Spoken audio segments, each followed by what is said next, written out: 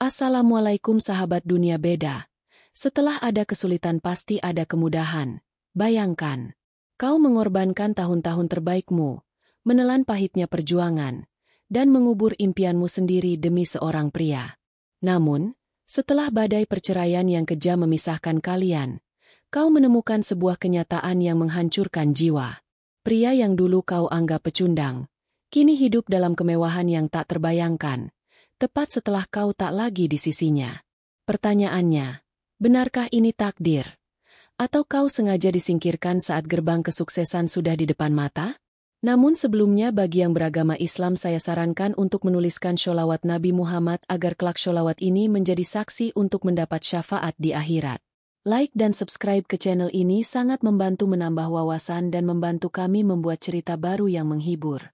Kalau ada yang bilang waktu bisa menyembuhkan semua luka, orang itu mungkin belum pernah merasakan pahitnya kopi tubruk murahan di pukul 5 pagi, sendirian. Bagiku, waktu tidak menyembuhkan. Ia hanya menumpuk lapisan-lapis kelelahan baru di atas luka lama, membuatnya jadi kerak yang tebal dan kebas. Setiap pagi, di dapur kontrakan sempit di bilangan Kedung Kandang, Kota Malang ini, rutinitasku sama. Suara adzan subuh yang sayup-sayup terdengar dari Masjid Jami Al-Ikhlas di ujung gang menjadi alarm alamiku. Aku akan duduk sebentar di tepi ranjang, menatap wajah Pulas Rian, putra semata wayangku, anugerah terindah sekaligus pengingat terbesar dari pernikahanku yang kandas. Napasnya yang teratur adalah satu-satunya melodi yang membuatku merasa semua ini sepadan. Setelah memastikan selimutnya terpasang benar, aku berjingkat ke dapur. 3 sendok kopi bubuk cap kupu-kupu bola dunia, 2 sendok gula, lalu air panas dari termos. Aroma kopi yang pekat bercampur dengan bau lembab dinding yang catnya mulai mengelupas. Inilah kemewahanku. 5 menit ketenangan sebelum dunia menuntutku untuk berlari lagi. Di luar, suara deru motor para pekerja pabrik rokok gudang garam yang berangkat pagi buta mulai terdengar, bersahutan dengan kokok ayam dari pekarangan Pak RT. Kehidupan di gang sempit ini dimulai jauh sebelum matahari sempat meregangkan sinarnya di atas Gunung Arjuno yang membiru di kejauhan. Aku membuka jendela dapur yang menghadap langsung ke tembok tetangga, hanya menyisakan celah sempit untuk sirkulasi udara. Dari celah itu, aku bisa mencium aroma nasi goreng dari rumah Bu Lastri, tetangga sebelah yang sudah mulai berdagang di depan rumahnya. Kehidupan terus berjalan, begitu kata orang. Benar, ia berjalan. Tapi terkadang terasa seperti berjalan di atas pecahan kaca tanpa alas kaki.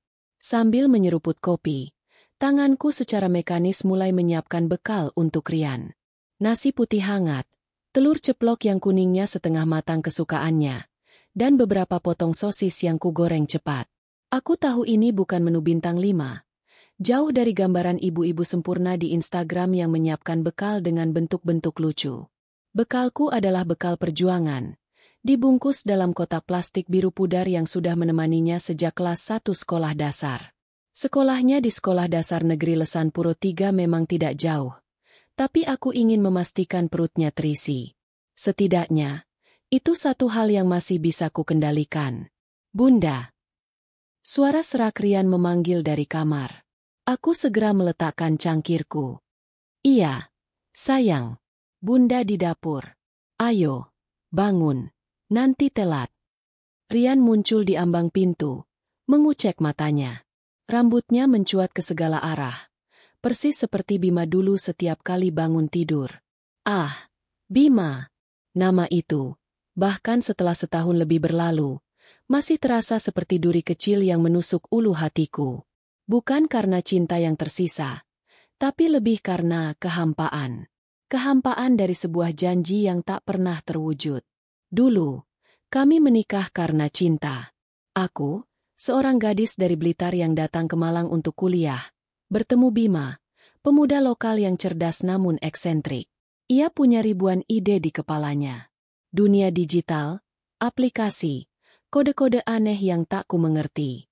Bagiku saat itu, ia adalah seorang jenius yang sedang menunggu waktu untuk bersinar. Kami menikah.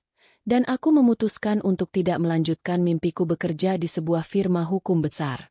Aku memilih menjadi tulang punggung keluarga, bekerja sebagai admin di sebuah klinik kesehatan kecil di Jalan Danau Tondano, Sawo Jajar.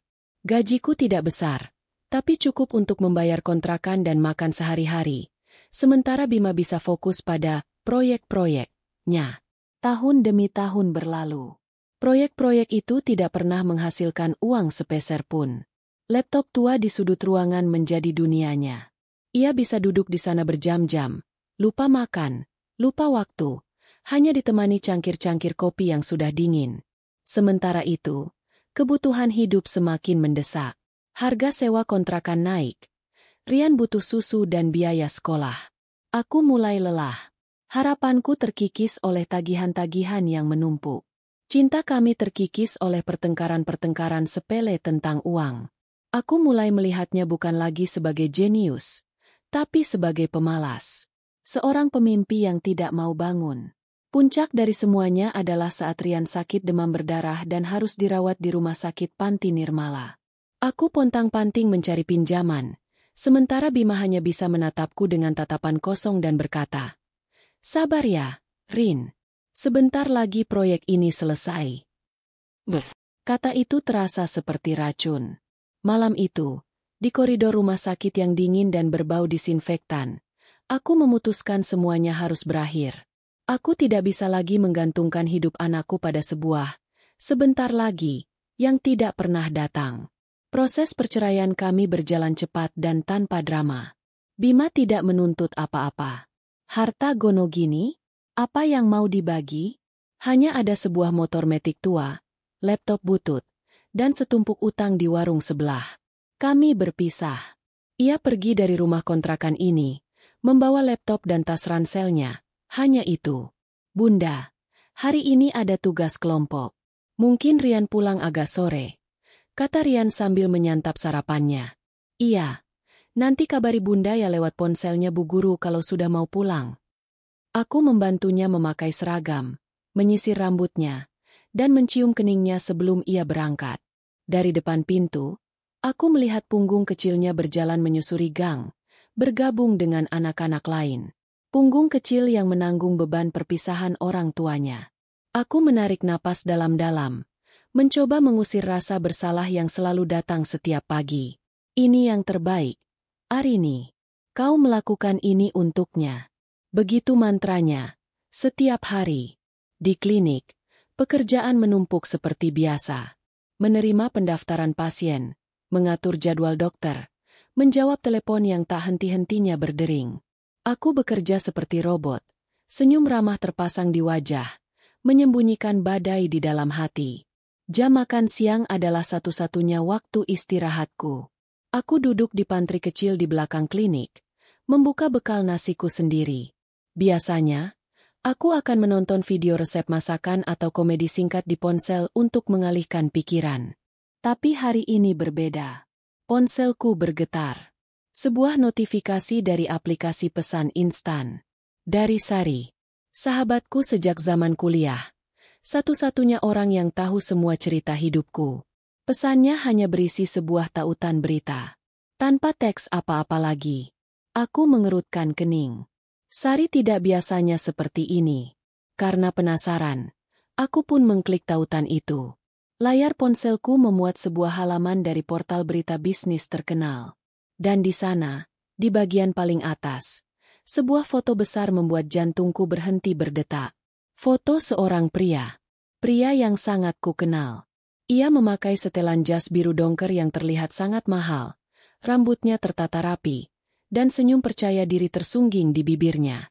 Ia berdiri dengan latar belakang gedung-gedung pencakar langit Jakarta, menjabat tangan seorang pria bule berambut pirang. Di bawah foto itu, sebuah judul tercetak tebal dengan huruf kapital. Bima Perkasa, putra malang pendiri aplikasi Konek Kita. Sukses raih pendanaan seri A senilai 50 miliar rupiah. Aku membaca judul itu sekali, 2 kali, 3 kali. 50 miliar? Angka nolnya begitu banyak. Sampai otakku tidak mampu memprosesnya. Aku mengucek mata, mengira aku salah lihat. Mungkin ini orang lain yang namanya kebetulan sama. Tapi tidak. Wajah itu, sorot mata itu, meski kini dipoles kemewahan, Tidak salah lagi. Itu Bima. Mantan suamiku. Tanganku gemetar. Nasi di sendok jatuh kembali ke kotak bekalku. Aku terus menggulir ke bawah, membaca setiap kata dalam artikel itu dengan napas tertahan. Artikel itu menceritakan kisah sukses Bima. Tentang bagaimana aplikasi Connect Kita, sebuah platform jaringan profesional yang ia rintis dari nol di sebuah kamar kontrakan di Malang, kini menjadi salah satu startup paling menjanjikan di Asia Tenggara. Tentang visinya, kegigihannya, dan bagaimana ia berhasil meyakinkan investor raksasa dari Singapura. Disebutkan pula bagaimana Bima kini telah memindahkan kantor pusatnya ke Jakarta dan menjalani hidup yang jauh berbeda. Untuk memperkuat narasi itu, ada beberapa foto lain di dalam artikel. Foto Bima sedang rapat di kantornya yang super modern di kawasan Sudirman Central Business District. Foto Bima sedang memberikan seminar di depan ratusan anak muda. Lalu, ada foto terakhir. Foto yang terasa seperti belati yang ditancapkan tepat di jantungku, lalu diputar perlahan. Itu adalah foto gaya hidup. Bima sedang bersandar santai di sebuah mobil sport berwarna merah menyala yang harganya mungkin bisa untuk membeli seluruh rumah di gangku. Di sebelahnya, seorang perempuan muda yang cantik dan glamor bergelayut manja di lengannya. Perempuan itu tersenyum ke arah kamera, mengenakan gaun yang harganya pasti lebih mahal dari gajiku setahun. Keterangan fotonya, Bima perkasa bersama pasangannya, influencer Vanya Aurelia, menikmati akhir pekan di Jakarta. Duniaku gelap. Suara dengung pasien di ruang tunggu, suara telepon berdering, semuanya lenyap. Yang tersisa hanya suara detak jantungku sendiri yang berpacu kencang, memompa darah panas ke seluruh tubuh. Panas karena marah, karena syok, karena rasa dikhianati yang begitu dalam. Jadi ini proyek aneh yang dulu kucemooh. Ini, sebentar lagi, yang tidak pernah datang untukku dan Rian. Ternyata, sebentar lagi, itu datang tepat setelah aku pergi dari hidupnya. Seolah-olah aku adalah penghalang kesuksesannya. Seolah-olah takdir menunggu aku menyerah, baru kemudian membukakan pintu rezeki selebar-lebarnya untuknya. 50 miliar. Angka itu terus berputar-putar di kepalaku seperti kaset rusak. Aku teringat tagihan listrik yang belum terbayar. Aku teringat sepatu sekolah Rian yang solnya sudah mulai menganga. Aku teringat saat aku harus berbohong pada Rian bahwa mainan yang ia inginkan sedang tidak dijual. Padahal aku hanya tidak punya uang. Dan dia, Bima, hidup dalam dunia yang bahkan tidak berani kumimpikan. Bersama perempuan lain. Aku membanting ponselku ke meja. Beberapa pasang mata perawat menoleh ke arahku. Aku tidak peduli. Aku segera bangkit, berjalan terhuyung-huyung ke toilet di belakang. Aku mengunci pintu, menyandarkan punggungku di sana, dan tubuhku luruh ke lantai keramik yang dingin. Tidak ada air mata. Anehnya, aku tidak bisa menangis. Yang ada hanyalah tawa. Tawa kering dan getir yang keluar dari tenggorokanku. Aku menertawakan kebodohanku. Aku menertawakan nasibku. Aku menertawakan ironi yang begitu kejam ini. Allah, apa salahku? Dulu aku berjuang untuknya. Mendukungnya dengan segala keterbatasanku, percaya pada mimpinya saat tak ada seorang pun yang percaya. Dan sekarang, saat mimpi itu menjadi kenyataan, aku hanya bisa melihatnya dari layar ponsel, dari sebuah dunia yang sama sekali berbeda, sebagai orang asing. Di lantai toilet yang dingin itu, sebuah benih baru mulai tumbuh di dalam hatiku. Benih yang gelap dan dingin. Bukan lagi kesedihan, bukan lagi penyesalan. Tapi sebuah kemarahan yang membara. Dan sebuah pertanyaan yang terus menggema di benakku. Apakah semua ini adil? Entah berapa lama aku terduduk di lantai toilet yang dingin itu. 10 menit? 15? Rasanya seperti seumur hidup. Suara tawa getirku sudah lama hilang, digantikan oleh keheningan yang memekakan telinga. Aku menatap pantulan wajahku di gagang pintu stainless steel yang kusam. Wajah seorang perempuan berusia 35 tahun yang terlihat 10 tahun lebih tua. Lingkaran hitam di bawah mata, beberapa garis halus di sudut bibir yang terlalu sering dipaksa tersenyum, dan sorot mata yang kosong. Ini bukan Arini yang ku kenal. Arini yang dulu penuh semangat, yang percaya bahwa kerja keras dan cinta bisa menaklukkan segalanya. Arini yang ini adalah perempuan yang dikalahkan oleh takdir. Aku memaksa diriku bangkit. Kakiku terasa kebas. Aku membasuh wajahku dengan air, mencoba menghapus jejak syok dari raut mukaku. Aku kembali ke mejaku seolah tidak terjadi apa-apa, mengabaikan tatapan ingin tahu dari rekan-rekan kerjaku. Sisa jam kerja hari itu terasa seperti di dalam air. Aku menjawab telepon, mengetik data pasien, tersenyum, tapi pikiranku melayang jauh. Pikiranku ada di Jakarta, di sebuah kantor mewah di kawasan Sudirman, di sebuah mobil sport merah, di pelukan perempuan lain. Setiap kali aku mengetik nama pasien, yang terbayang adalah nama Bima Perkasa. Setiap kali telepon berdering, aku berharap itu adalah Bima yang menelepon untuk mengatakan semua ini hanya lelucon. Tapi tentu saja, itu tidak terjadi. Perjalanan pulang sore itu terasa berbeda. Biasanya, menyusuri jalan Ki Ageng Gribik yang padat, lalu berbelok ke jalan Maijen Sungkono, adalah rutinitas yang kulakukan dengan pikiran setengah sadar. Tapi hari ini, setiap detail kecil di sekitarku terasa begitu tajam, begitu kontras dengan dunia barunya. Asap knalpot yang menyesakkan napas, deruk klakson yang saling bersahutan, debu jalanan yang menempel di kulitku. Aku melihat sebuah papan reklame besar di dekat perempatan Gadang, menampilkan iklan jam tangan mewah. Aku membayangkan Bima memakai jam tangan seperti itu. Sementara aku, jam tanganku adalah hadiah ulang tahun dari almarhum ayahku. Talinya sudah rapuh dan kacanya tergores di sana-sini. Setiap sudut kota Malang yang dulu terasa akrab, kini seolah mengejekku. Aku melewati taman rekreasi kota, tempat dulu aku dan Bima sering mengajak Rian bermain ayunan. Sekarang tempat itu terasa asing. Aku melewati deretan ruko di Jalan Raya Langsep, membayangkan betapa mudahnya bagi Bima untuk membeli salah satu ruko itu sekarang. Sementara aku harus berpikir 1000 kali hanya untuk membeli sekotak susu formula tambahan untuk Rian. Perasaan tidak adil itu merayap, membelit hatiku seperti tanaman beracun. Ini bukan sekadar iri. Ini adalah rasa sakit karena merasa perjuangan bertahun-tahun seolah dihapus begitu saja. Sesampainya di rumah, aku memarkir motor Maticku di teras sempit. Rumah kontrakan ini, saksi bisu perjuangan kami, kini terasa semakin sesak dan menyedihkan. Dulu, aku bisa menatap dinding yang retak dan meyakinkan diri bahwa ini hanya sementara. Sekarang, dinding retak itu adalah cerminan dari hidupku yang hancur. Aku masuk ke dalam, dan hal pertama yang kulakukan bukanlah mengganti baju atau memasak, tapi mengambil ponselku. Aku harus melihatnya lagi. Aku harus memastikan ini nyata. Aku membuka akun Instagram.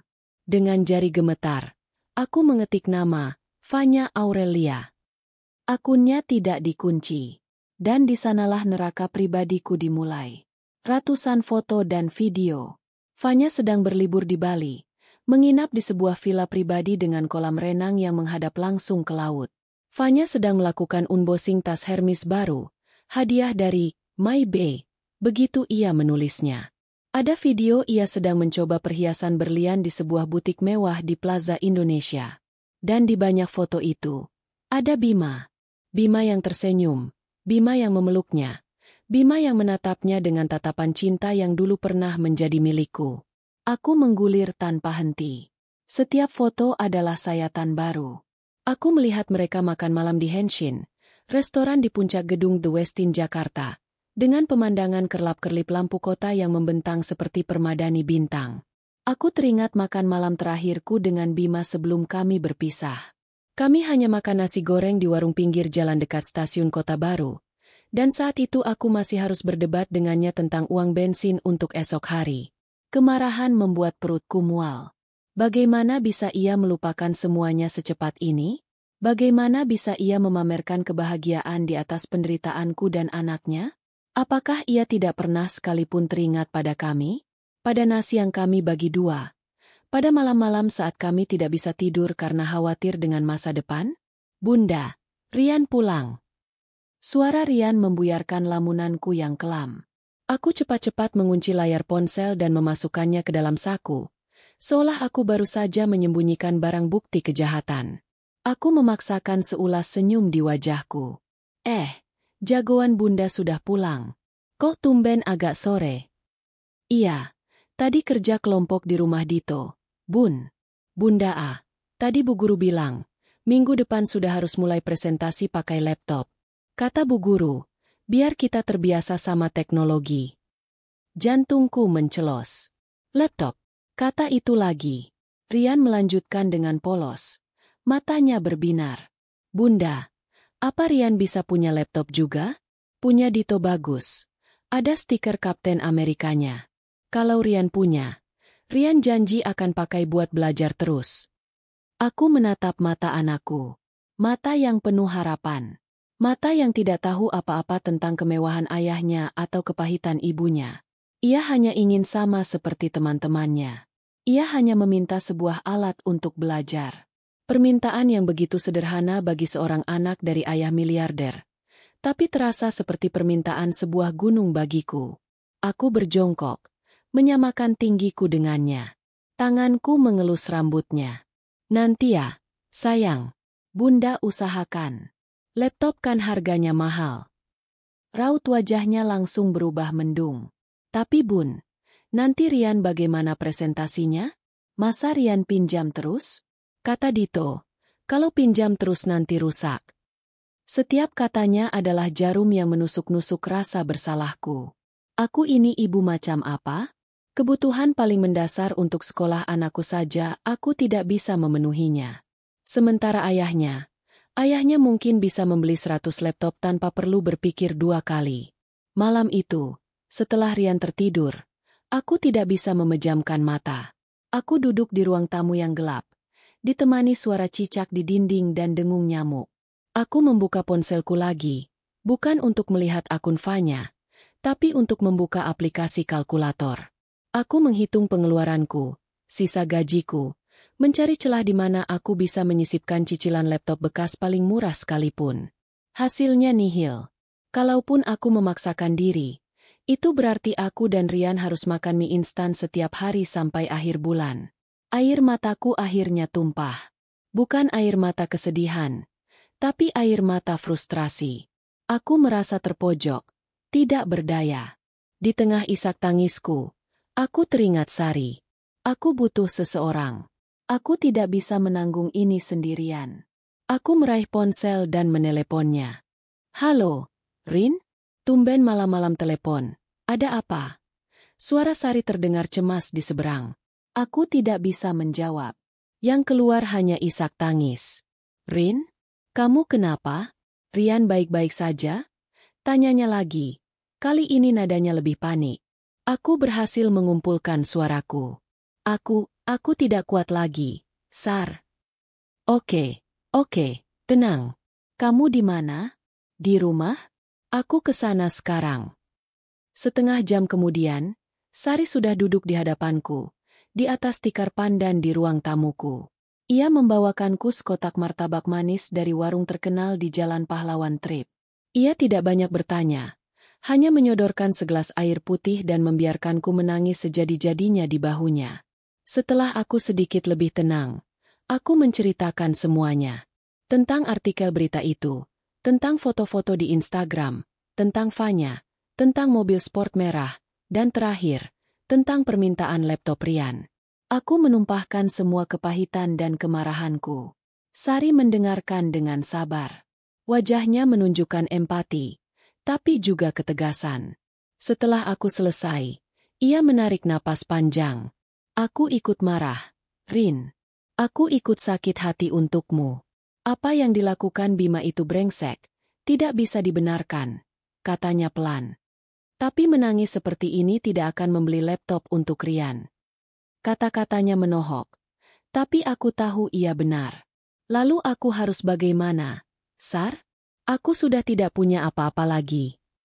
Sari menatapku lurus. Kamu punya sesuatu yang paling berharga, Rin. Kamu punya hak. Lebih tepatnya, Rian punya hak atas kehidupan yang layak dari ayahnya. Sangat layak. Ia melanjutkan. Suaranya kini lebih serius. 2 juta sebulan itu nafkah yang ditetapkan saat Bima masih pengangguran. Sekarang dia miliarder. Menurut hukum, kamu punya hak penuh untuk mengajukan gugatan kenaikan nafkah anak ke pengadilan agama. Ini bukan soal mengemis atau balas dendam. Ini soal keadilan untuk Rian. Untuk pendidikannya. Untuk masa depannya. Pengadilan agama. Kata-kata itu terdengar menakutkan. Aku membayangkan proses yang rumit, sidang yang melelahkan, dan tatap muka dengan Bima yang pasti akan penuh kebencian. Aku tidak tahu, Sar. Aku takut. Takut apa? Takut sama Bima? Arini, dengarkan aku. Laki-laki itu sedang terbang tinggi di atas awan kemewahannya. Dia mungkin sudah lupa bagaimana rasanya menapak di bumi. Seseorang perlu mengingatkannya. Dan orang itu adalah kamu. Bukan untuk dirimu, tapi untuk anakmu. Kami terdiam sejenak. Aku merenungkan kata-kata Sari. Ada benarnya. Selama ini aku hanya fokus pada rasa sakit hatiku sendiri.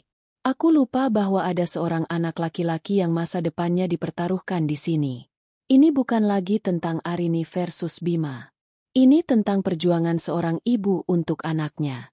Jadi, aku harus menghubunginya. Tanyaku dengan suara bergetar. Hubungi dia dulu secara baik-baik. Saran Sari, beri dia kesempatan untuk melakukan hal yang benar tanpa harus lewat pengadilan. Jelaskan situasi Rian. Jelaskan bahwa kebutuhannya sudah meningkat. Lihat reaksinya. Kalau dia menolak, baru kita pikirkan langkah selanjutnya. Malam itu, setelah Sari pulang, aku tidak tidur. Aku duduk di depan meja kecil di kamarku. Aku membuka daftar kontak di ponselku. Jari jemariku berhenti pada satu nama yang sudah lama tidak kusentuh. Bima. Jantungku berdebar kencang. Seolah akan melompat keluar dari dada. Ada rasa takut, ada gengsi, ada sisa-sisa luka yang masih perih. Tapi di atas semua itu, ada bayangan wajah Rian yang menatapku penuh harap. Wajah itu memberiku kekuatan. Aku menarik napas dalam-dalam, mengumpulkan serpihan keberanianku yang tersisa. Ini harus dilakukan. Demi Rian. Tanganku gemetar hebat, tapi aku menekan jariku di layar ponsel.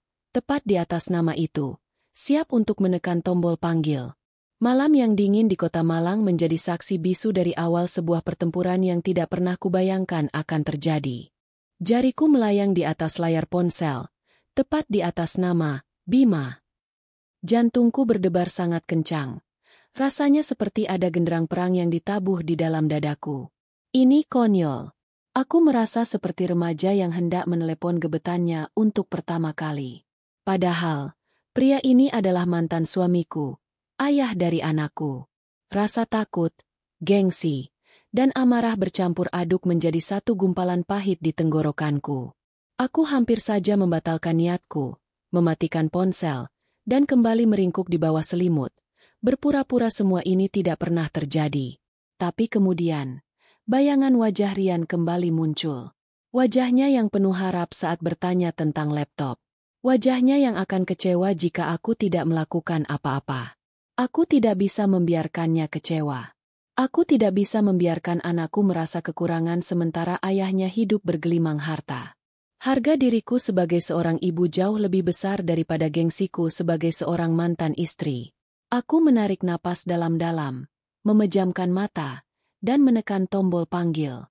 Nada sambung berbunyi. 1 kali. 2 kali. Rasanya seperti 1 abad.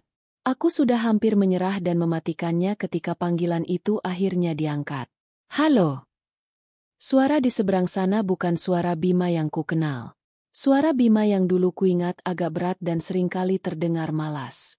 Suara ini lebih tajam, lebih bersih, dan ada nada tidak sabar di dalamnya. Suara orang Jakarta. Suara orang sibuk. Halo, Bima? Kataku. Suaraku sendiri terdengar gemetar dan canggung. Hening sejenak. Aku bisa mendengar suara musik jazz yang samar dan denting gelas dari latar belakangnya. Dia pasti sedang di luar, di sebuah restoran atau bar mahal. Arini? Tanyanya. Nadanya berubah dari tidak sabar menjadi waspada. Ada apa? Pertanyaannya langsung menusuk. Ada apa? Seolah-olah tidak ada alasan lain bagiku untuk meneleponnya selain karena ada masalah. Aku mencoba menelan ludah. Mencoba mengikuti saran Sari untuk memulai percakapan dengan baik. Maaf mengganggu malam-malam. Aku cuma mau kasih kabar soal Rian. Kataku, berusaha menjaga suaraku tetap tenang. Rian? Dia kenapa? Sakit. Nadanya terdengar sedikit lebih peduli. Tapi tetap saja ada jarak yang terasa. Bukan, dia tidak sakit. Dia sehat. Alhamdulillah. Dia sekarang makin pintar di sekolah. Nilai-nilainya bagus. Dia juga baru terpilih jadi perwakilan kelas untuk lomba cerdas cermat. Kataku, mencoba membangun jembatan. Aku pikir dengan mendengar kabar baik tentang anaknya, hatinya akan sedikit melunak. Oh, baguslah kalau begitu. Jawabnya singkat, dingin. Jembatan yang coba kubangun seolah langsung runtuh. Tidak ada pertanyaan lanjutan. Tidak ada antusiasme. Hanya sebuah tanggapan formalitas. Aku terdiam. Bingung harus melanjutkan dari mana. Suasana canggung ini membunuhku. Jadi, ada apa, Rin? Langsung saja. Aku sedang ada pertemuan penting. Desaknya. Pertemuan penting. Tentu saja. Aku hanyalah gangguan dari masa lalunya yang miskin. Aku memutuskan untuk tidak berputar-putar lagi. Begini, Bima. Sekarang di sekolah Rian, banyak tugas yang harus dikerjakan pakai laptop. Minggu depan dia harus presentasi di depan kelas. Dan dia tidak punya laptop. Aku. Laptop. Potongnya cepat. Oh, cuma itu. Kirain ada apa. Ya sudah, berapa harganya? Sebut saja angkanya. Nanti aku transfer. Seketika darahku mendidih. Cara bicaranya, nadanya yang meremehkan, seolah-olah aku sedang meminta sedekah. Cuma itu. Seolah kebutuhan anaknya adalah hal sepele yang bisa diselesaikan dengan sekali transfer. Ini bukan cuma soal laptop, Bima. Balasku, suaraku mulai sedikit meninggi. Ini soal kebutuhan Rian yang semakin banyak. Uang 2 juta yang kamu kirim setiap bulan itu sudah tidak cukup lagi. Dulu mungkin cukup. Saat kamu belum punya apa-apa dan aku masih bisa menambal kekurangannya. Tapi sekarang keadaan sudah berbeda. Sangat berbeda. Aku bisa mendengar ia mendesah di seberang sana. Desahan kesal. Aku tahu arah pembicaraan ini kemana. Kamu sudah lihat beritanya, kan? Aku terdiam. Jadi dia tahu. Dengar, Arini, lanjutnya. Nadanya kini berubah menjadi defensif dan penuh curiga. Aku tahu aku sekarang punya uang. Tapi jangan berpikir kamu bisa seenaknya datang dan meminta bagian. Semua urusan kita sudah selesai di pengadilan agama setahun yang lalu. Harta Gonogini sudah jelas tidak ada.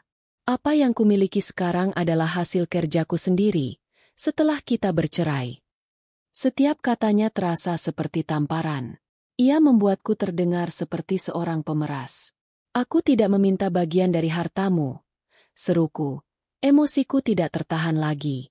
Aku meminta hak anakmu. Hak Rian untuk mendapatkan kehidupan yang layak dari ayahnya yang mampu. Apa itu salah? Apa salah jika aku ingin anaknya punya laptop untuk sekolah, ikut les musik, atau makan makanan yang lebih bergizi?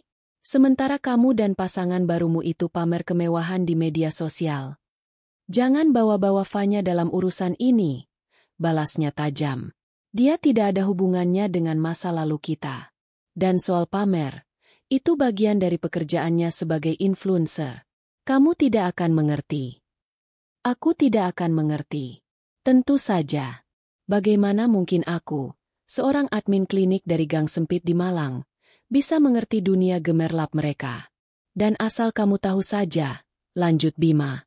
Fanya juga sudah mengingatkanku. Dia bilang, setelah berita ini keluar, pasti akan banyak orang yang mencoba memanfaatkan aku, termasuk orang dari masa lalu. Ternyata dia benar. Rasanya seperti ada petir yang menyambar kepalaku. Jadi perempuan itu, Fanya itu, sudah meracuni pikiran Bima tentangku. Ia sudah melabeliku sebagai benalu bahkan sebelum aku sempat berkata apa-apa. Aku merasa begitu kotor. Begitu terhina. Jadi begitu? kataku lirih. Tenagaku seakan terkuras habis. Jadi di matamu, aku sekarang hanyalah orang dari masa lalu yang ingin memanfaatkanmu? Bukan ibu dari anakmu. Aku tidak bilang begitu. Aku hanya minta kamu realistis. Kewajibanku sudah kugugurkan setiap bulan. 2 juta. Tepat waktu. Soal laptop, akan aku transfer besok. Sebut saja nomor rekeningmu. Aku tidak butuh uangmu untuk laptop itu. Bima, teriakku frustrasi. Aku butuh kamu sadar akan tanggung jawabmu sebagai seorang ayah. Aku ingin kita bicara baik-baik untuk menyesuaikan jumlah nafkah bulanan Rian. Itu saja. Tidak bisa, Rin. Jawabnya tegas dan final. Angka itu sudah ditetapkan oleh pengadilan. Aku tidak mau membuka lagi kasus lama yang hanya akan membuat semuanya jadi rumit. Anggap saja pembicaraan ini selesai. Aku sibuk. Dan sebelum aku sempat membalas, aku mendengar bunyi, tut-tut-tut. Panggilan itu diputus. Aku menatap layar ponselku yang kini gelap. Tanganku masih memegangnya erat. Buku-buku jariku memutih. Hening. Ruang tamu yang gelap terasa semakin hampa. Tidak ada lagi kemarahan yang meluap-luap. Yang tersisa hanyalah rasa dingin yang menusuk tulang. Rasa dingin dari kekecewaan yang total. Harapan terakhirku untuk menyelesaikan ini secara kekeluargaan telah dihancurkan dengan begitu kejam. Dia telah membangun tembok yang sangat tinggi di antara kami. Tembok yang terbuat dari uang, kesombongan, dan pengaruh wanita barunya. Dan aku, di matanya, hanyalah serangga kecil yang mengganggu di kaki tembok itu. Aku tidak menangis. Anehnya, aku merasa sangat tenang. Ketenangan yang menakutkan. Aku tahu apa yang harus kulakukan sekarang. Pilihan untuk berdamai sudah tidak ada lagi di atas meja. Jika dia ingin bermain dengan aturan, maka aku akan bermain dengan aturan. Aturan hukum. Aku bangkit, berjalan ke kamar, dan mengambil secari kertas dan pulpen. Aku teringat nasihat Sari. Aku harus menyiapkan segalanya. Aku mulai menulis. Tanggal perceraian. Jumlah nafkah yang ditetapkan. Perkiraan pendapatanku sebulan.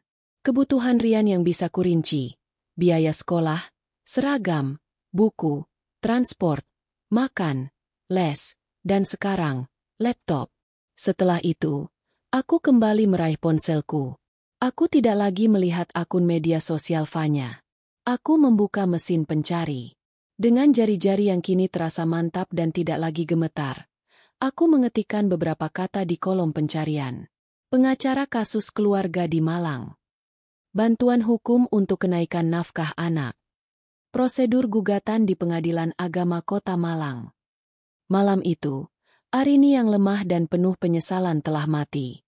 Yang lahir adalah seorang ibu yang akan melakukan apapun untuk memperjuangkan hak anaknya. Aku tidak lagi takut pada Bima.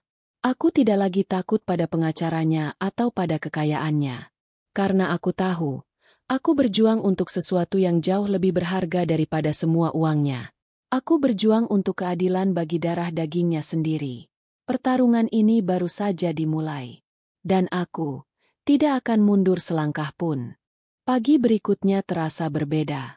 Aroma kopi tubruk yang biasanya terasa pahit dan penuh kelelahan, hari ini terasa seperti bahan bakar. Aku tidak lagi merasa seperti korban. Panggilan telepon semalam dengan Bima telah mengubah segalanya. Rasa sakit hati itu masih ada, tentu saja. Tapi kini ia terbungkus oleh lapisan tekad yang dingin dan keras. Aku melihat pantulan diriku di cermin kecil yang tergantung di dinding kamar. Wajahku masih sama lelahnya, tapi sorot mataku berbeda. Ada api kecil yang menyala di sana. Api yang sudah lama padam. Saat menyiapkan bekal Rian, tanganku tidak lagi gemetar.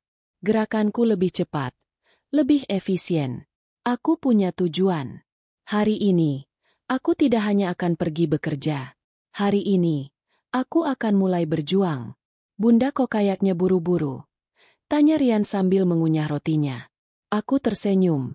Senyum yang kali ini terasa tulus. Bunda cuma semangat saja.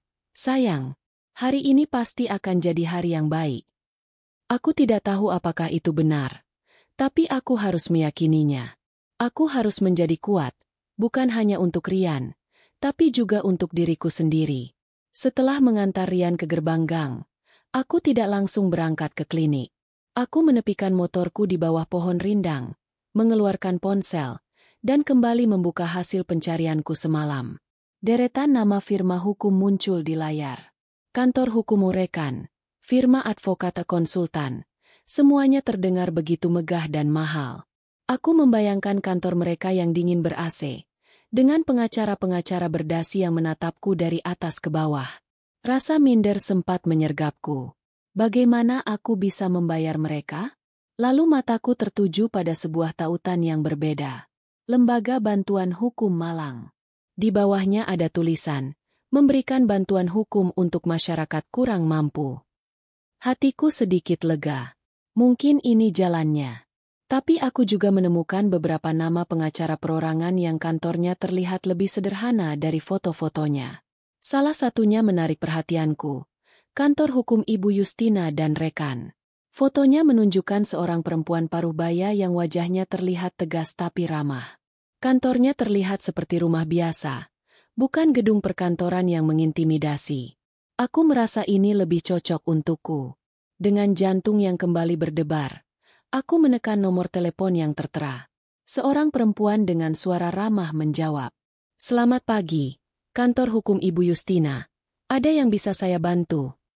"Selamat pagi, Bu." Jawabku gugup. "Saya Arini. Saya mau konsultasi, Bu. Soal hak asuh dan nafkah anak." Mengucapkan kata-kata itu dengan lantang terasa begitu nyata. Ini benar-benar terjadi. Aku sedang mengambil langkah pertamaku. "Baik, Ibu Arini. Ibu Yustina ada jadwal kosong besok lusa jam 10 pagi. Apakah Ibu bisa?" "Bisa, Bu. Saya bisa." Jawabku cepat. Takut kesempatan itu hilang. Aku harus minta izin dari klinik. Tapi itu urusan nanti. "Baik, Ibu. Mohon nanti dibawa dokumen-dokumen terkait ya. Seperti KTP, kartu keluarga, akta cerai, dan bukti-bukti lainnya yang Ibu miliki. Ditunggu kedatangannya di kantor kami di Jalan Candi Panggung. Ya, Bu?" "Baik, Bu. Terima kasih banyak."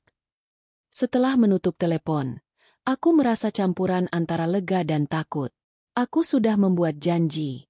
Tidak ada jalan untuk mundur sekarang.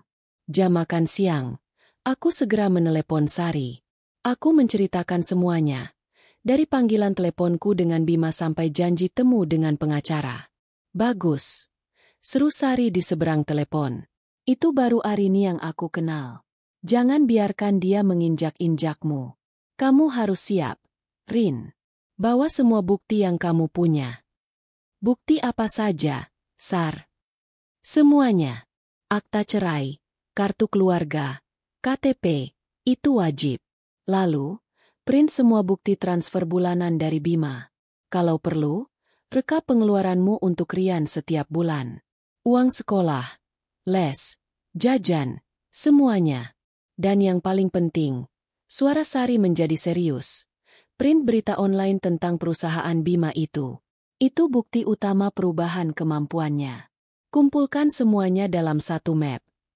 Nasihat Sari begitu praktis dan jelas. Ia memberiku arah di tengah kebingunganku. Kami janjian untuk bertemu sepulang kerja nanti di sebuah depot soto dekat klinikku.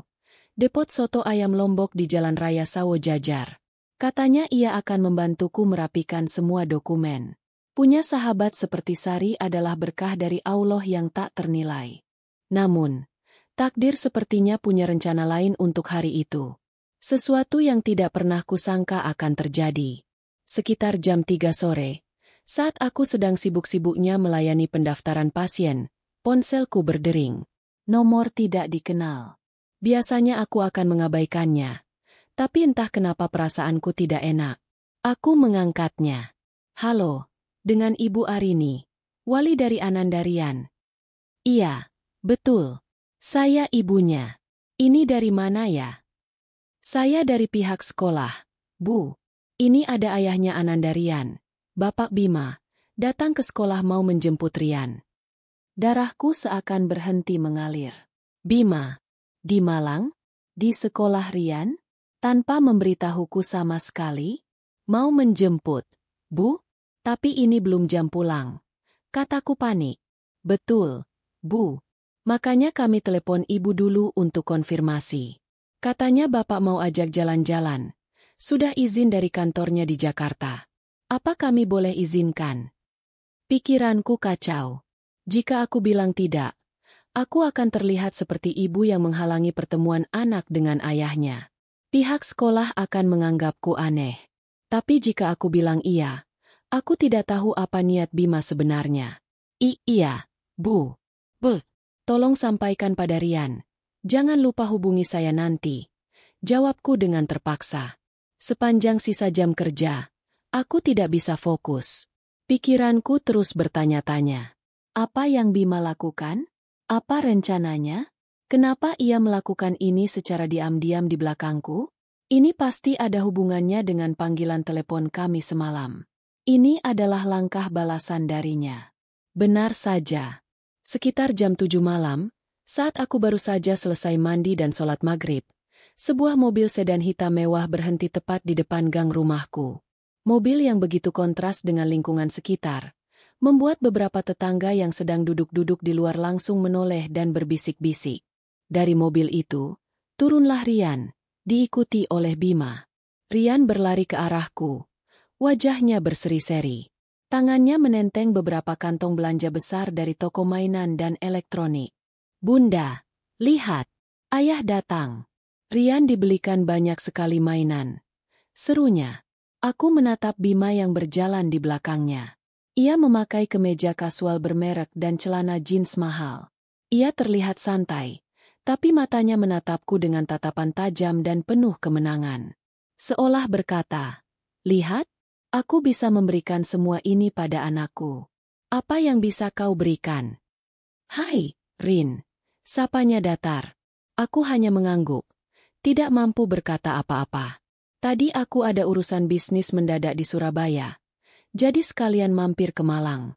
Kangen sama jagoan ayah, katanya, sambil mengacak-acak rambut Rian. Sebuah sandiwara yang sempurna. Di dalam rumah, Rian dengan antusias membuka semua barang yang dibelikan Bima. Ada konsol game PlayStation 5 terbaru yang harganya mungkin 3 kali gajiku.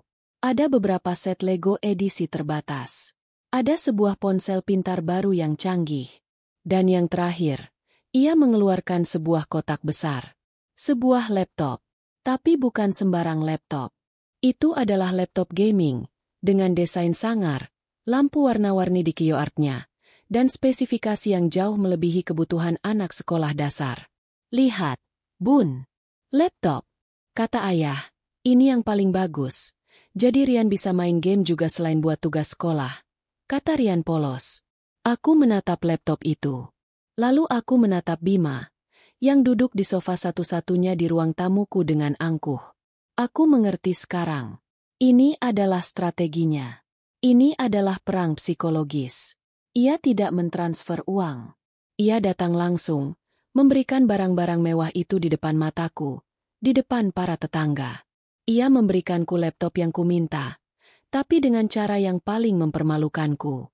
Ia ingin menunjukkan bahwa ia adalah ayah yang baik dan murah hati, sementara aku adalah ibu yang tidak mampu. Ia ingin membungkamku. Dengan memberikan semua ini, ia seolah berkata, "Sekarang apalagi yang mau kau tuntut? Kebutuhan anakmu sudah kupenuhi. Aku harus segera kembali ke Jakarta. Pesawatku malam ini," kata Bima sambil bangkit berdiri. Ia sama sekali tidak menyinggung soal nafkah bulanan. Ia memeluk Rian, berjanji akan sering-sering datang, lalu menatapku. "Jaga Rian baik-baik," katanya. Seolah aku tidak pernah melakukan hal itu seumur hidupku. Lalu ia pergi, meninggalkan aroma parfum mahalnya yang anehnya terasa menyesakkan di rumah kontrakanku yang sempit. Setelah mobilnya menghilang di ujung jalan, aku masuk dan menutup pintu. Rian masih sibuk dengan mainan-mainan barunya.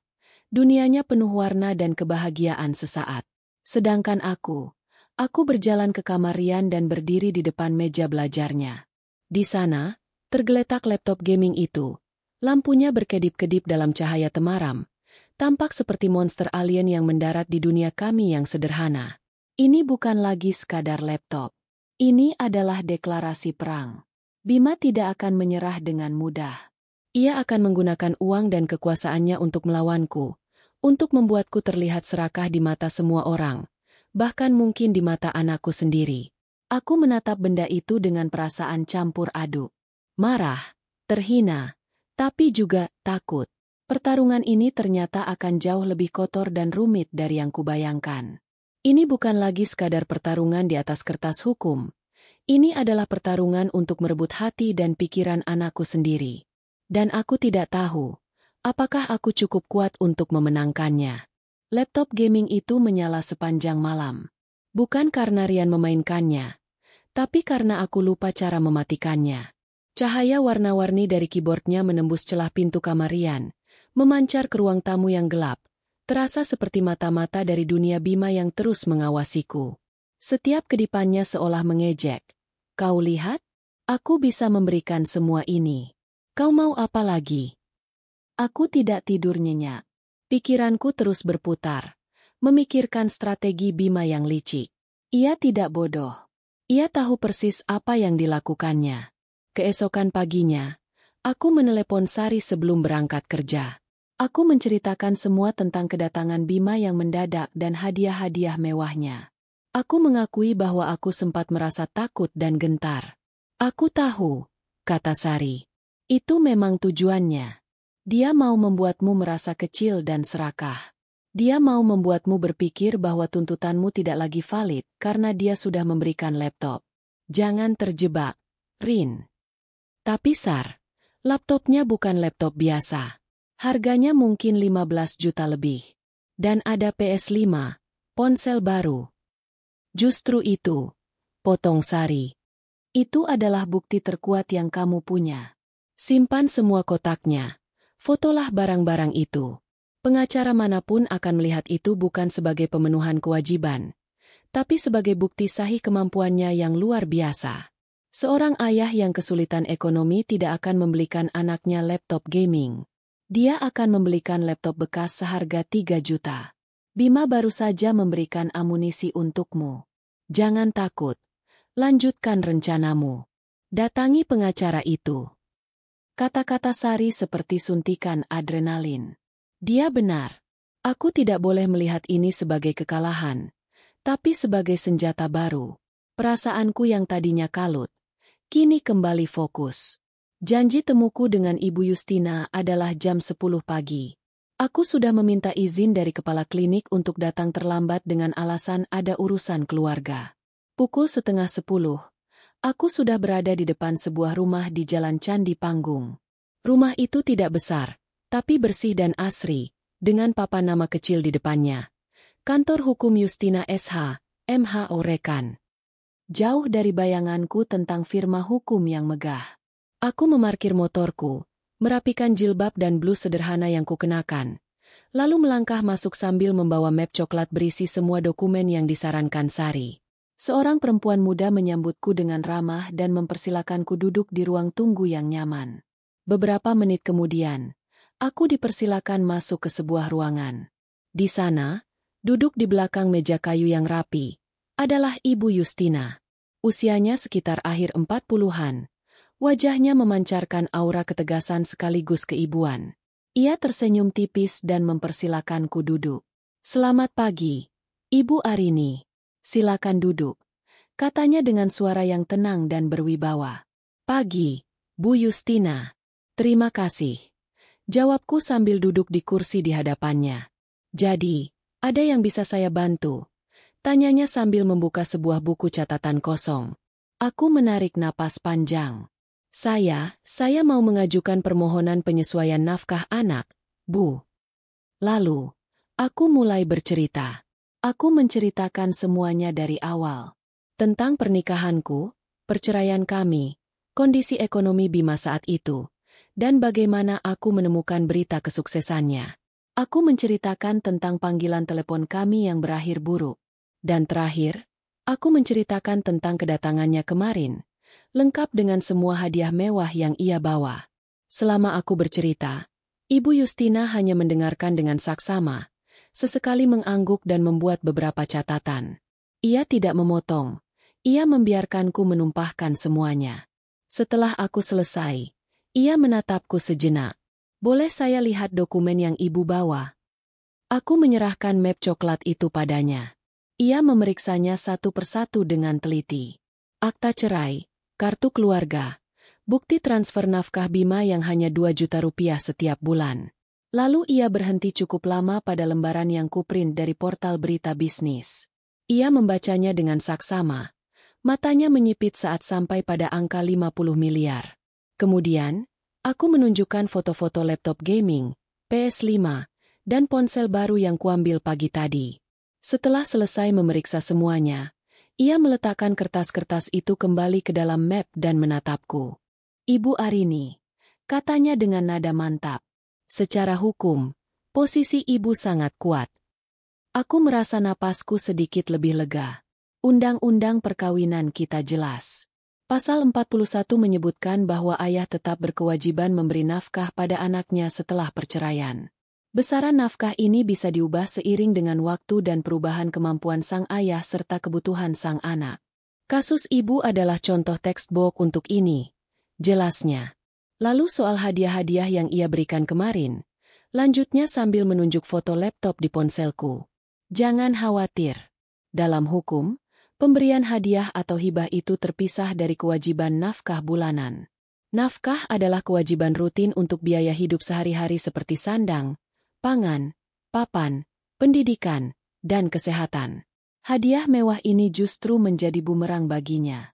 Ini adalah pengakuan tidak langsung atas kemampuannya yang sangat besar. Tidak ada hakim yang akan tertipu dengan taktik seperti ini. Penjelasannya yang tenang dan logis membuat beban di pundakku terasa berkurang drastis. Untuk pertama kalinya, aku merasa punya harapan. Lalu, apa langkah selanjutnya, Bu? Tanyaku.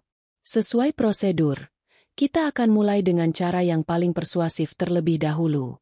Kami akan mengirimkan surat peringatan hukum, atau somasi, kepada Bapak Bima. Surat ini akan kami kirimkan ke alamat kantornya di Jakarta. Isinya akan menjelaskan dasar hukum tuntutan kita, rincian kebutuhan anak, dan memberikan kesempatan bagi pihaknya untuk duduk bersama dan bernegosiasi untuk menentukan jumlah nafkah yang baru dan wajar. Kita beri waktu 7 hari untuk menanggapi. Bagaimana jika dia menolaknya, Bu? Seperti yang dia katakan di telepon. Ibu Yustina tersenyum tipis. Jika somasi ini diabaikan atau ditolak, maka kita tidak punya pilihan lain selain mendaftarkan gugatan penyesuaian nafkah anak ke Pengadilan Agama Kota Malang. Biar pengadilan yang memutuskan. Dan percayalah, dengan bukti-bukti yang ibu miliki, saya optimis kita bisa mendapatkan hasil yang adil untuk anak ibu. Aku mengangguk. Saya setuju, Bu. Lakukan apa yang harus dilakukan.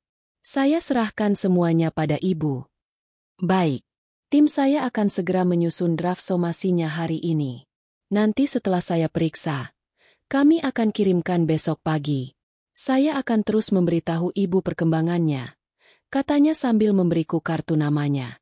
Untuk biaya, ibu tidak perlu khawatir dulu. Kita bisa bicarakan itu nanti. Yang terpenting sekarang adalah memperjuangkan hak anak ibu. Aku meninggalkan kantor hukum itu dengan perasaan yang campur aduk. Di satu sisi, aku merasa lega dan berdaya. Aku tidak lagi berjuang sendirian. Ada seorang profesional di pihakku. Tapi di sisi lain, aku tahu bahwa dengan mengirim surat itu, aku sudah secara resmi menyatakan perang. Tidak ada lagi kata, damai. Hari-hari berikutnya terasa sangat lambat. Setiap dering ponsel membuatku terlonjak. Setiap suara motor yang berhenti di depan gang membuatku menoleh. Aku terus menunggu kabar dari Ibu Yustina. Aku mencoba menyibukkan diri dengan pekerjaan dan mengurus Rian, tapi pikiranku selalu kembali pada surat somasi itu. Sudahkah Bima menerimanya? Apa reaksinya? Akankah ia menelepon dan memakiku? Atau akankah ia sadar dan mau bernegosiasi? 1 minggu berlalu. Tidak ada kabar apapun. Keheningan ini jauh lebih menyiksa daripada kemarahan. Aku mulai cemas. Apakah Bima mengabaikan surat itu begitu saja? Apakah ia meremehkan kami? Tepat di hari ke-8, saat aku sedang beristirahat di pantry klinik, ponselku bergetar. Sebuah pesan dari Ibu Yustina. Selamat siang, Bu Arini. Ada perkembangan. Sepertinya pihak BPK Bima sudah menanggapi. Tapi bukan ke kantor kami. Mohon ditunggu. Sepertinya akan ada surat yang diantar langsung ke alamat Ibu. Jantungku langsung berdebar tidak karuan. Apa maksudnya? Kenapa tidak ke kantor pengacara? Kecemasanku terjawab sore itu. Saat aku baru saja tiba di rumah, seorang kurir berseragam biru dari sebuah jasa pengiriman ekspres Jakarta berhenti di depan rumahku. Dengan Ibu Arini? Tanyanya. Iya, saya sendiri. Ada paket surat, Bu. Mohon tanda tangan di sini. Aku menandatangani dengan tangan gemetar. Kurir itu menyerahkan sebuah amplop coklat besar dan tebal. Di bagian pengirim, tercetak sebuah nama yang membuat lututku lemas. Bukan nama Bima Perkasa, tapi nama sebuah firma hukum besar di Jakarta, yang sering kulihat namanya di berita-berita sengketa bisnis para konglomerat. Suryo Wicaksono Law Firm. Aku membawa amplop itu masuk ke dalam rumah. Tanganku gemetar saat membukanya. Di dalamnya bukan hanya selembar kertas, tapi beberapa lembar kertas tebal dengan kop surat yang mewah. Ini bukan surat biasa. Ini adalah surat jawaban resmi dari tim pengacaranya. Aku membacanya kata demi kata. Bahasanya sangat formal, dingin, dan penuh dengan istilah hukum yang rumit. Tapi intinya sangat jelas. 1. Mereka menolak seluruh isi somasi yang kami kirimkan. 2. Mereka menyatakan bahwa klien mereka, Bapak Bima Perkasa, telah sepenuhnya memenuhi kewajiban sesuai putusan pengadilan agama dan bahkan telah memberikan lebih dari yang diwajibkan melalui berbagai hadiah. 3. Mereka menuduh tindakanku sebagai upaya pemerasan terselubung dengan memanfaatkan anak sebagai alat. Dan yang keempat, bagian yang paling membuatku syok. Mereka menyatakan jika aku melanjutkan tuntutan ini atau menyebarkan cerita yang bisa merusak reputasi klien mereka, mereka tidak akan segan untuk menempuh jalur hukum balasan atas tuduhan pencemaran nama baik dan percobaan pemerasan. Ini bukan lagi sekadar penolakan. Ini adalah sebuah ancaman. Sebuah serangan balik. Bima tidak hanya bertahan, ia menyerang dengan kekuatan penuh. Ia mengerahkan firma hukum raksasa untuk melawanku. Seorang ibu rumah tangga dengan pengacara dari kantor kecil di pinggiran kota Malang. Aku terduduk lemas di lantai. Surat di tanganku terasa begitu berat, seolah terbuat dari baja. Aku sadar, pertarungan ini baru saja naik ke level yang sama sekali berbeda. Ini bukan lagi Arini melawan Bima. Ini adalah pertarungan antara David melawan Goliat. Dan aku adalah David yang bahkan tidak yakin apakah aku punya batu di kantongku. Aku menatap surat dari firma hukum, Suryo Wicaksono. Itu sampai huruf-hurufnya terasa kabur. Ancaman, tuduhan pemerasan, pencemaran nama baik. Kata-kata itu berputar-putar di kepalaku. Terdengar begitu mengerikan. Ini bukan lagi sekadar sengketa keluarga. Ini sudah terasa seperti kasus kriminal, dan aku adalah tertuduhnya. Rasa takut yang dingin mulai merayapi punggungku. Apakah aku sanggup melawan mesin hukum raksasa seperti ini? Apakah Ibu Yustina sanggup? Aku segera memotret surat itu dan mengirimkannya pada Ibu Yustina. Tak lama kemudian, ia menelepon. Saya sudah baca suratnya, Bu Arini. Katanya, suaranya tetap tenang, kontras dengan jantungku yang berdebar kencang. Jangan panik. Ini adalah prosedur standar dari firma hukum besar ketika berhadapan dengan kasus yang mereka anggap kecil. Tujuannya satu, intimidasi. Mereka ingin ibu takut dan mundur sebelum pertarungan dimulai.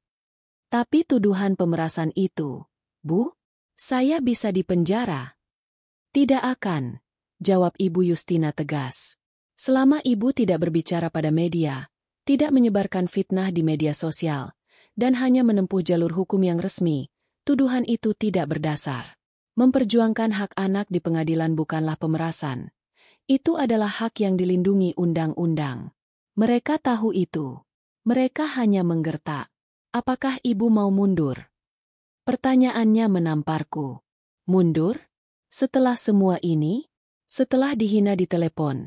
Setelah dipermalukan dengan hadiah-hadiah itu? Dan sekarang setelah diancam? Rasa takutku perlahan berubah menjadi kemarahan yang membatu. Tidak, Bu. Jawabku mantap. Saya tidak akan mundur. Lanjutkan. Bagus. Itulah yang ingin saya dengar, kata Ibu Yustina. Kalau begitu, besok pagi tim saya akan mendaftarkan gugatan resmi ke Pengadilan Agama Kota Malang. Siapkan diri Ibu. Prosesnya akan segera dimulai. Mendaftarkan gugatan ke pengadilan terasa begitu surreal.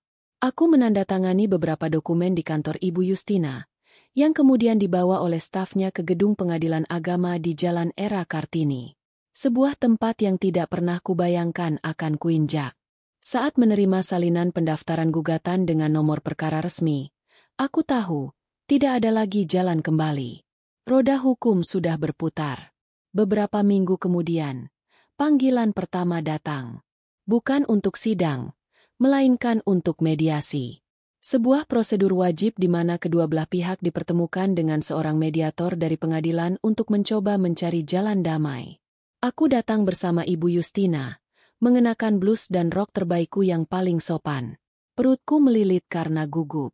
Ini akan menjadi pertama kalinya aku bertemu Bima lagi setelah ia melemparkan ancaman terselubung lewat pengacaranya. Kami menunggu di sebuah ruangan kecil yang terasa pengap. Tak lama kemudian, pintu terbuka. Masuklah Bima. Tapi ia tidak sendiri. Di sebelah kanannya, berjalan seorang pria tinggi tegap berpenampilan necis dengan setelan jas abu-abu yang harganya pasti selangit. Di sebelah kirinya, seorang pengacara muda lain yang membawa tas kerja dari kulit. Mereka bertiga. Tim Goliat sudah tiba. Bima sama sekali tidak menatapku. Matanya lurus menatap ke depan. Wajahnya dingin seperti batu. Ia duduk di seberang meja, di samping pengacara utamanya. Aku bisa merasakan aura permusuhan yang begitu pekat memenuhi ruangan. Seorang mediator, bapak-bapak paruh baya yang terlihat lelah, masuk dan memulai proses. Ia menjelaskan tujuan mediasi dan meminta kedua pihak untuk berbicara dengan kepala dingin. Kepala dingin. Rasanya mustahil. Pengacara Bima yang bernama Pak Suryo itu yang pertama bicara. Suaranya berat dan penuh percaya diri. Ia memaparkan pembelaannya dengan fasih. Ia melukiskan Bima sebagai seorang ayah yang sangat bertanggung jawab, yang tidak pernah lalai mentransfer nafkah. Ia bahkan melebih-lebihkan, dengan mengatakan bahwa kliennya, di tengah kesibukannya membangun bisnis yang mengharumkan nama bangsa, masih menyempatkan diri terbang dari Jakarta ke Malang hanya untuk memberikan hadiah-hadiah terbaik bagi putranya. Ia mengeluarkan foto-foto laptop gaming dan PS5 itu, meletakkannya di atas meja seolah itu adalah bukti kesucian kliennya. Jadi, Yang Mulia Mediator, katanya dengan nada dramatis, kami bingung. Apa lagi yang kurang? Klien kami sudah memberikan lebih dari cukup. Justru kami khawatir, tuntutan ini didasari bukan oleh kebutuhan sang anak, melainkan oleh motif lain dari pihak penggugat setelah mengetahui kesuksesan klien kami. Setiap katanya adalah fitnah yang dibungkus dengan bahasa hukum yang sopan. Aku mengepalkan tanganku di bawah meja, menahan keinginan untuk berteriak. Ibu Yustina membalas dengan tenang. Ia tidak terpancing emosi. Ia membantah satu persatu. Ia menunjukkan bukti transfer yang nilainya tidak pernah berubah selama setahun. Ia menyodorkan rincian biaya hidup Rian yang sangat masuk akal. Dengan hormat, Bapak Suryo, kata Ibu Yustina. Nafkah adalah kewajiban rutin dan terukur, bukan hadiah sesekali. Jika kita mengikuti logika Anda, apakah bulan depan saat anak butuh membayar uang sekolah, ia harus menjual PlayStation-nya? Tentu tidak. Yang kami minta adalah penyesuaian kewajiban rutin, sesuai dengan peningkatan pendapatan ayah dan kebutuhan anak yang nyata. Perdebatan berlangsung alot. Pengacara Bima terus-menerus menyudutkanku secara pribadi, sementara Ibu Yustina berusaha keras menjaga agar fokus tetap pada hak anak. Pada satu titik, sang mediator bertanya langsung pada Bima. Pak Bima, bagaimana menurut Anda? Adakah niat baik untuk menaikkan nafkah bulanan untuk putra Anda? Bima menatapku untuk pertama kalinya. Tatapannya dingin dan penuh cemooh. Dulu waktu saya tidak punya uang, dia yang minta cerai karena saya dianggap tidak punya masa depan, kata Bima pelan. Tapi setiap kata terdengar jelas di ruangan hening itu. Sekarang saya punya uang. Dia yang datang menuntut. Silakan Bapak simpulkan sendiri niatnya apa. Hancur. Rasanya hatiku hancur berkeping-keping. Ia tega memutarbalikan fakta, melukiskanku sebagai perempuan materialistis di depan semua orang. Ia sengaja mempermalukanku di titik terlemahku. Air mataku mulai menggenang, tapi aku menahannya sekuat tenaga. Aku tidak akan memberinya kepuasan melihatku menangis. Mediasi itu berakhir dengan kegagalan total. Tidak ada titik temu. Mediator mengangkat tangan dan menetapkan bahwa kasus akan dilanjutkan ke persidangan. Saat kami berjalan keluar ruangan, aku merasa seperti baru saja keluar dari medan perang. Aku kalah telak. Bukan secara hukum, tapi secara mental. Konflik ini ternyata tidak hanya terjadi di ruang sidang. Perlahan tapi pasti, racunnya mulai meresap ke dalam kehidupanku sehari-hari, dan yang paling parah, mulai menyentuh Rian. Bima semakin jarang menelepon anaknya. Jika dulu seminggu sekali, kini bisa 2 atau 3 minggu tidak ada kabar. Alasannya selalu sama. Sibuk. Aku tahu, ini adalah caranya menghukumku, dengan menggunakan Rian sebagai senjatanya. Rian mulai merasakan perubahan itu. Ia jadi lebih pendiam. Ia tidak seceria dulu. Mainan-mainan mahal dari ayahnya kini lebih sering tergeletak di sudut kamar, tidak lagi disentuh. Puncaknya terjadi pada suatu sore yang tidak akan pernah kulupakan. Rian pulang sekolah dengan wajah murung. Ia tidak langsung bermain atau menonton TV seperti biasa. Ia hanya duduk diam di kamarnya. Aku menghampirinya, mencoba bertanya apa yang terjadi. Ia tidak menjawab. Aku duduk memeluk Rian di kamarnya yang gelap. Isak tangisnya sudah mereda, berganti dengan napasnya yang berat karena lelah menangis. Kata-katanya masih terngiang-ngiang di telingaku. Kenapa Bunda jahat sama ayah? Rasanya lebih sakit daripada dihina oleh Bima atau diancam oleh pengacaranya. Serangan dari musuh bisa membuatku lebih kuat, tapi serangan dari anakku sendiri melumpuhkanku. Untuk pertama kalinya, aku benar-benar berpikir untuk menelepon Ibu Yustina besok pagi dan berkata, "Bu, saya menyerah. Cabut gugatannya." Mungkin Bima benar. Mungkin aku memang serakah. Mungkin lebih baik menerima 2 juta sebulan dan hidup tenang, daripada berperang seperti ini dan kehilangan hati anakku. Aku membelai kening Rian yang terasa agak hangat. Mungkin ia hanya lelah. Aku menyelimutinya dan membiarkannya tidur. Malam itu, aku tidak memikirkan soal hukum atau uang. Aku hanya memikirkan satu hal, bagaimana cara memperbaiki keretakan yang terjadi antara aku dan putraku. Keesokan harinya, Rian tidak banyak bicara. Ia sarapan dalam diam. Saat kuantar ke sekolah, ia tidak seceria biasanya. Aku memutuskan, sepulang kerja nanti aku akan mengajaknya makan di luar. Mungkin ke McDonald's di Jalan Basuki Rahmat, tempat favoritnya. Aku akan mencoba bicara padanya dari hati ke hati. Aku akan melakukan apapun untuk mengembalikan senyumnya. Bahkan jika itu berarti aku harus mengibarkan bendera putih pada Bima. Tapi, takdir lagi-lagi punya skenarionya sendiri. Siang itu, sekitar jam 2, telepon dari sekolah Rian datang lagi. Kali ini bukan suara guru, tapi suara kepala sekolah yang terdengar panik. "Ibu Arini, bisa segera ke sekolah? Ananda Rian pingsan di kelas. Badannya panas sekali, Bu." Duniaku seakan berhenti berputar untuk kedua kalinya. Tanpa pikir panjang, aku menyambar tasku, berteriak pada kepala klinik bahwa anakku sakit, dan langsung tancap gas dengan motorku. Pikiranku kacau. Gambaran Rian saat dirawat karena demam berdarah dulu kembali berkelebat. Jangan lagi. Allah, jangan lagi. Aku tiba di sekolah dan langsung berlari ke ruang UKS. Di sana, anakku terbaring di ranjang. Wajahnya pucat pasi dan bibirnya kering. Guru-guru mengerumuninya dengan cemas. Saat ku sentuh keningnya, panasnya bukan main. Ini bukan demam biasa. Kita harus bawa ke rumah sakit sekarang, Bu, kata kepala sekolah. Tanpa membuang waktu, Dibantu oleh satpam sekolah, kami membawa Rian ke dalam mobil kepala sekolah dan melaju kencang menuju rumah sakit terdekat yang punya fasilitas anak yang baik, Rumah Sakit Ibu dan Anak Melati Husada. Di dalam mobil, sambil memeluk tubuh lunglai anakku, hanya ada satu nama di kepalaku. Bukan Ibu Justina. Bukan Sari. Tapi Bima. Dalam kepanikan ini, semua amarah dan kebencianku padanya lenyap. Yang tersisa hanyalah satu fakta. Dia adalah ayah dari anak ini. Dia berhak tahu. Dia harus ada di sini.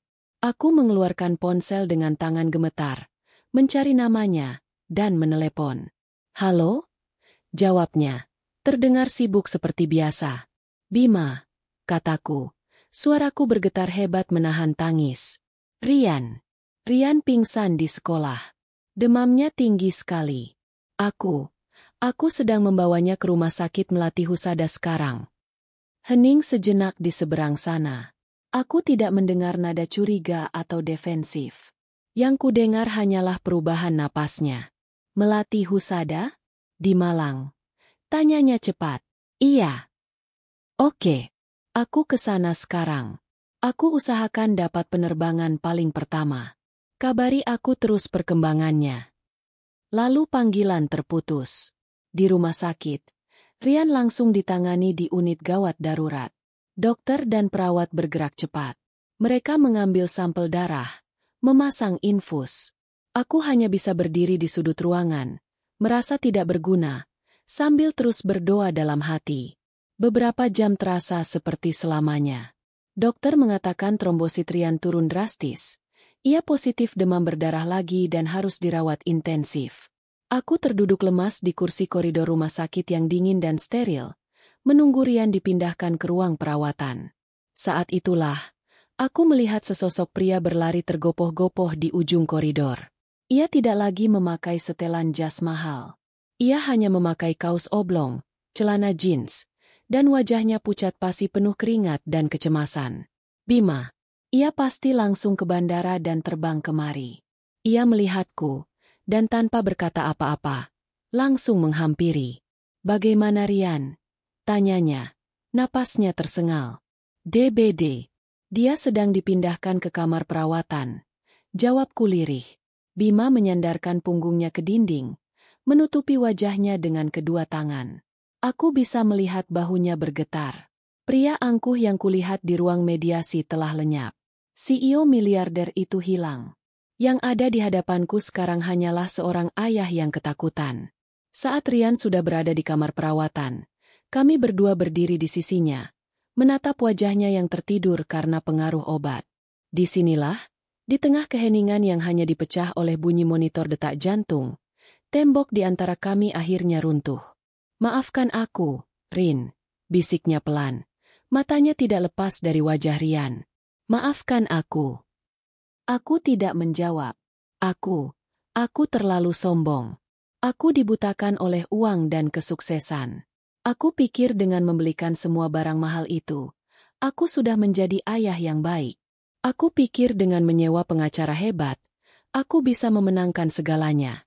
Lanjutnya. Tapi melihat Rian terbaring di sini, semua itu tidak ada artinya sama sekali.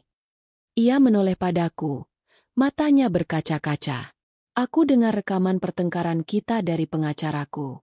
Aku dengar bagaimana kamu hanya meminta penyesuaian untuk kebutuhan Rian. Dan bagaimana aku menjawabmu dengan begitu kejam. Aku malu pada diriku sendiri.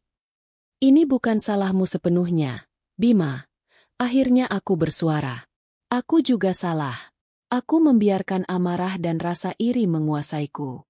Pertarungan ini menyakiti Rian. Kemarin dia bertanya padaku, "Kenapa aku jahat padamu?"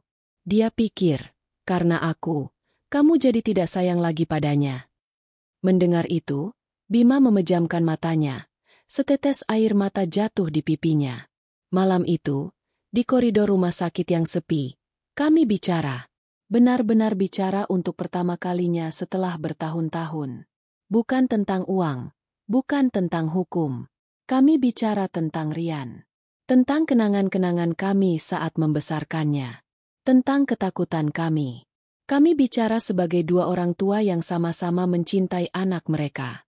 Keesokan paginya, Bima menelepon pengacaranya. Aku bisa mendengar percakapannya dari tempatku duduk. Suryo, cabut semua tuntutan balasan. Batalkan sidang. Kita akan selesaikan ini secara kekeluargaan. Kirimkan draft kesepakatan damai. Tulis angka nafkah bulanan 20 juta. Dan buatkan rekening dana pendidikan untuk Rian sampai ia lulus kuliah. Lakukan saja. Setelah menutup telepon, ia menatapku. Aku juga sudah menelepon Ibu Yustina dan meminta maaf. Selama 5 hari Rian dirawat, Bima tidak pernah meninggalkan rumah sakit. Ia tidur di sofa kecil di kamar, membantuku menyuapi Rian, dan menceritakan dongeng untuknya sampai tertidur. Rian, melihat kedua orang tuanya ada di sisinya, pulih dengan cepat. Senyumnya kembali. 1 tahun kemudian, aku sedang duduk di meja kerjaku, di sudut ruang tamu rumah kontrakan yang sama. Tapi suasananya berbeda. Dindingnya sudah dicat ulang dengan warna cerah.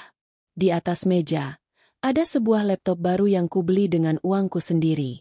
Hasil dari pekerjaan baruku sebagai desainer grafis lepas. Setelah semua badai itu berlalu, aku memutuskan untuk mengikuti kursus online. Ternyata, aku punya bakat.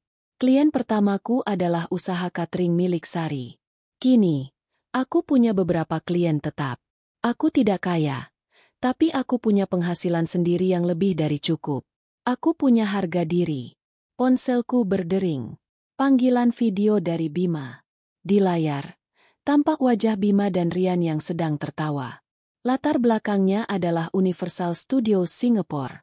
Bunda, lihat. Rian lagi di Singapura sama ayah. Seru Rian. Wah, asyik sekali. Jangan lupa oleh-oleh buat bunda ya. Kataku sambil tertawa. Beres.